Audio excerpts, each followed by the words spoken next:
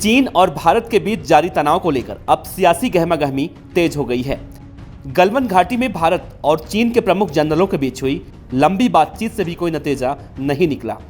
ऐसे में अब पूरे देश भर से चीन के खिलाफ आवाज उठनी तेज हो चुकी है। जब भारत और चीन के प्रमुख जनरलों के बीच हुई बातचीत में किसी भी तरह का कोई बदलाव नहीं हुआ, उसके बाद से अब कयास लगाया जा रहा है कि आने वाले दिनों में और भी वार्ताओं का दौर तेज हो जाएगा।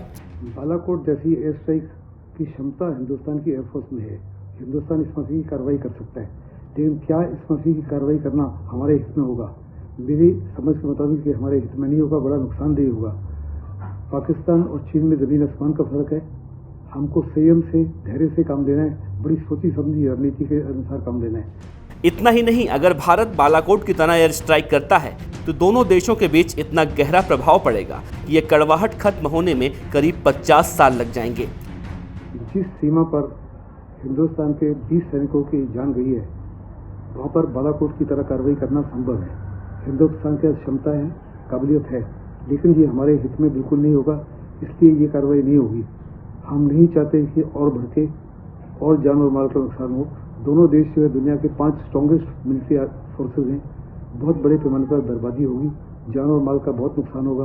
दोनों की इकोनॉमीज पहले ही गिर रही हैं और बैठ जाएंगी, और इसलिए अनेकों और विकल्प हैं, उनका इस्तेमाल किया जाएगा बजाय युद्ध का। विशेषज्ञ मानते हैं कि जिस सीमा पर भारत के इतने जवान शहीद हुए हैं, क्या वहां पर भारत के लिए बालाकोट 2 दोहराना संभव है? लेकिन ऐसा होगा नहीं, क्योंकि भारत और चीन दुनिया के 5 सबसे शक्तिशाली सेनाओं की श्रेणी में आते हैं। इसीलिए ऐसा होने की संभावना कम है। इस समय अनेकों हवाएं उठ रही हैं, मोस्ट ऑफ देम जो है वो फेक हैं। हमको विश्वास नहीं करना चाहिए कि चीन 60 किलोमीटर हिंदुस्तान में आ गया और हम चुप रहे। चीन की तरफ से 5 जगह पर घुसपैठ हुई है, दौलतपुर गुंदी में, फिर गलवान वैली में, हॉट स्प्रिंग में, फिंगर एरिया में और दमचौक में। इन सब में चीन तकरीबन कुछ 100 मीटर से लेकर 2 से 3-4 किलोमीटर तक आया है, इससे ज़्यादा वो नहीं आया। अब सवाल उठता है कि अगर बालाकोट की तरह भारत कोई कार्रवाई नहीं करता है तो चीन को उसी की भाषा में कैसे जवाब दिया जाए? तो विशेषज्ञों का मानना है कि अगर चीन को उसी की भाषा में जवाब देना है तो सबसे पहले चीनी सामान का बहिष्कार करना जरूरी है, क्योंकि वर्तमान समय में चीन पूरी दुनिया में सबसे अलग थलग पड़ा है और महामारी के दौर में चीन में कुल 80 मिलियन लोगों का रोजगार भी छिन चुका है। ऐसे में चीन को इसी भाषा में जवाब देना ज़्यादा सही रहेगा। चाइना के प्रोडक्ट को बहिष्कार करने की सवाल है, ये तो जनता को, अपने सोशल ऑर्गेनाइजेशन को, इन लोगों को कॉल देनी चाहिए और जनता स्वयं इसको ले बहिष्कार करे।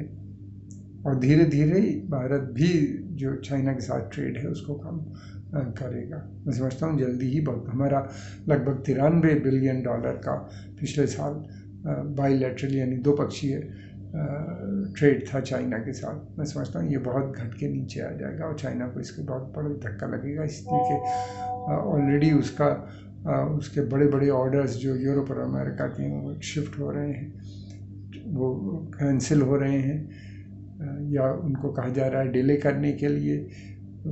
अमेरिका और यूरोप की पश्चिमी यूरोप की कंपनीज़ वहाँ से विड्रॉ करने की बात कर रही हैं। उसमें से बहुत सी कंपनीज़ भारत आना चाहती हैं, क्योंकि भारत में सस्ता लेबर है, बहुत वेल एक्सपीरियंस है, उसके पास कंप्यूटर सेवी भी है, अंग्रेज़ी भी बोलता है, डेमोक्रेसी है, यहाँ पे रूल ऑफ लॉ है, अंग्रेज़ी जानता है, तो ये बहुत सी चीज़ें उनको सूट करती हैं।